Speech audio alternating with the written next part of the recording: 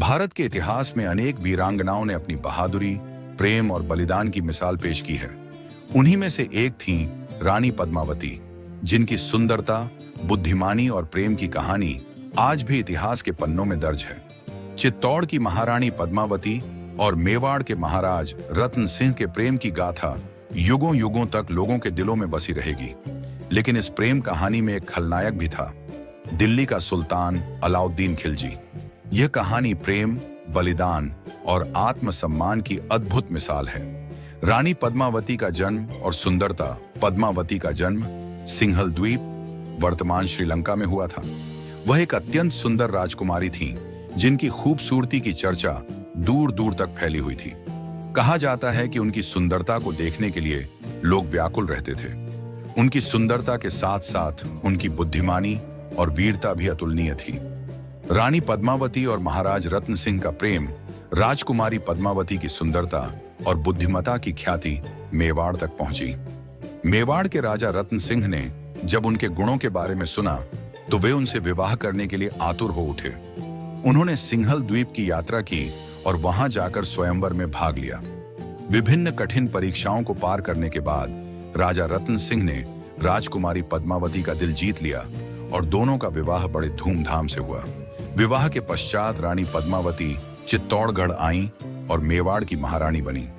अलाउद्दीन खिलजी की कुदृष्टि। दिल्ली के सुल्तान अलाउद्दीन खिलजी एक क्रूर और लालची शासक था, जो अपनी महत्वाकांक्षाओं को पूरा करने के लिए किसी भी हद तक जा सकता था। जब उसे रानी पद्मावती की अपार सुंदरता के बारे में पता चला तो उसने चित्तौड़गढ़ पर आक्रमण करने की योजना बनाई।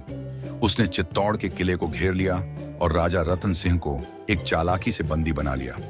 प्रेम की परीक्षा और युद्ध। रानी पद्मावती ने अपनी सूझबूझ और वीरता से अपने पति राजा रतन सिंह को बचाने की योजना बनाई। उन्होंने मेवाड़ के वीर योद्धाओं के साथ मिलकर एक योजना बनाई और सफलतापूर्वक राजा को छुड़ाया। लेकिन इस युद्ध में कई वीर योद्धा शहीद हो गए। इस घटना के बाद खिलजी का क्रोध और बढ़ गया और उसने पूरे मेवाड़ को नष्ट करने की ठानी। जौहर, प्रेम और बलिदान की अमर गाथा। जब रानी पद्मावती को यह एहसास हुआ कि चित्तौड़ अब अधिक समय तक नहीं बच पाएगा और खिलजी उनकी अस्मिता को नष्ट करने के लिए किले में प्रवेश कर सकता है, तब उन्होंने एक साहसिक निर्णय लिया। उन्होंने हजारों राजपूत महिलाओं के साथ जौहर अग्नि में प्रवेश कर आत्मदाह करने का निश्चय किया। रानी और अन्य महिलाओं ने चिता में कूदकर अपनी अस्मिता की रक्षा की और खिलजी के हाथों पड़ने से बच गईं। निष्कर्ष, रानी पद्मावती और राजा रतन सिंह की प्रेम कहानी केवल प्रेम की नहीं, बल्कि त्याग, वीरता और सम्मान की भी कहानी है। यह कहानी सदियों से हमारे समाज में प्रेरणा का स्रोत बनी हुई है। यह हमें यह सिखाती है कि प्रेम केवल आकर्षण नहीं होता, बल्कि उसमें त्याग, बलिदान और सम्मान भी होता है। रानी पद्मावती की यह प्रेम गाथा आज भी इतिहास में अमर है और सच्चे प्रेम की मिसाल के रूप में जानी जाती है। अगर आपको मेरी वीडियो अच्छी लगी है दोस्तों, तो प्लीज मेरे चैनल को सब्सक्राइब, लाइक और बेल आइकन को दबाना ना भूलें। और अगर आपको मेरी वीडियो अच्छी लगी है दोस्तों, तो प्लीज मुझे कमेंट सेक्शन में जरूर कमेंट करके बताओ। मिलते हैं नेक्स्ट वीडियो में, तब तक के लिए जय हिंद, जय भारत।